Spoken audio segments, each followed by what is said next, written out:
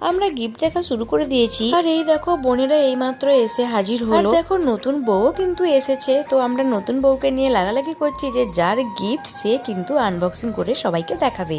আর এদিকে আমার বাবান কিন্তু প্রচুর কান্নাকাটি শুরু করে দিয়েছে, ও এক জায়গায় কিছুতেই বসে থাকবে না। আমি যে একটু সুস্থভাবে গিফট গুলো কি কি পড়েছে দেখবো, তাও কিন্তু আমার দেখার জো নেই। বিয়ে বাড়ি তো ওকে নিয়ে অনেক কষ্ট করে কাটিয়েছি, এবারে গিফট গুলো দেখবো তাও কিন্তু দেখার উপায় নেই আমার।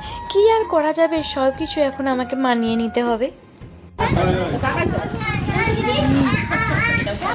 এটা আন্দাজ করো, বের করো ঠিক থেকে। এটাও শাড়ি, বেডশিট আর দেখিস নি রেখে দে। শাড়িগুলো একটা করে দাও। আর পিয়াকে বসতে দাও। পিয়া আপনার সিয়ার দরকার না হলে ও সেই খুব ইন্টারেস্ট। তাহলে বউ যার জন্য তাকে কিনতে দেয়। ঋতিকা দিদি কোথায়? তুই থাম। এই ঋতিকা আগামী ছিল যার কে সে আগে কেন মাটি করে দেখে যাবে। বাবাকে তো দেখানো হলো, বাবা শুয়ে পড়ে গেল। এই দেখ এ বাকি তাহলে কই যাবো তো দেখ। আরে ভালো আমাদের এক বস্তা শাশুড়িগুলো এক বস্তা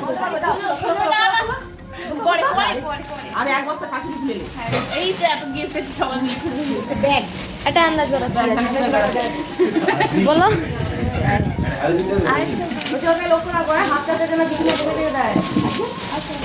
আসলে তো বিয়ে বাড়িতে যা হ্যাঁ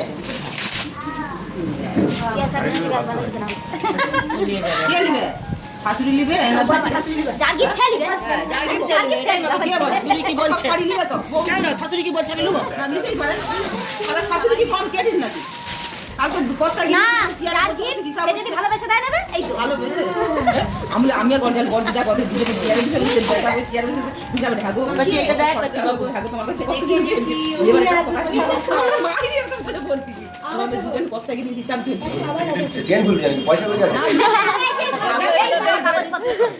আরে ব্যাগ হতে টাকা দিচ্ছে তোকে বাকি